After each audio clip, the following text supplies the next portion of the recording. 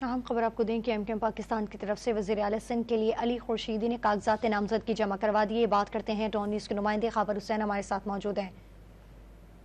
खबर से हम दोबारा रब्ता करने की कोशिश करेंगे। अपने नाज़रीन को बता रही हैं कि एमक्यूएम पाकिस्तान की तरफ से वज़ीर आला सिंध के लिए अली खुर्शीदी ने कागजात नामजदगी जमा करवा दिए हैं। वज़ीर आला सिंध के लिए एमक्यूएम के उम्मीदवार अली खुर्शीदी ने कागजात नामजदगी जमा करवा दिए हैं। आपको अपडेट करें हैं कि एमक्यूएम पाकिस्तान की तरफ से वज़ीर आला सिंध के लिए कागजात नामजदगी जमा करवा दिए गए हैं। बात करते हैं डॉन न्यूज़ के नुमाइंदे खबर से। खबर बताइएगा, एमक्यूएम की तरफ से किसने कागजात नामजदगी जमा कराए हैं?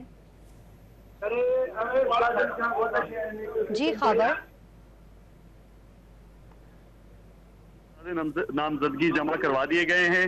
वजीर आला के लिए एमकेएम के उम्मीदवार अली खुर्शीदी ने खुद फॉर्म जमा करवाए हैं, जबकि पाकिस्तान पीपल्स पार्टी की जानिब से वजीर आला के उम्मीदवार मुराद अली शाह हैं। आज स्पीकर ने जो है वो ऐवान में वजीर आला के लिए शेड्यूल का ऐलान किया था, जिसमें उन्होंने कहा था कि वजीर आला के इंतखाब के लिए कागजात नामजदगी 2 बजे से 3 बजे तक जो स्पीकर सिंध असम्बली है उनके पास जमा करवाए जा स्पीकर सिंध असम्बली के जो सेक्रेटरी सिंध असम्बली हैं उनके पास जमा करवाए जा सकते हैं। कागजात नामजदगी की जाँच पड़ताल आज शाम 6 बजे तक होगी और कल वजीर आला का इंतखाब होगा, जिसके बाद आज दोनों सियासी जमातें जो ऐवान में बड़ी सियासी जमातें हैं उनकी जानिब से अपने अपने उम्मीदवारों के कागजात नामजदगी जमा करवा दिए गए हैं।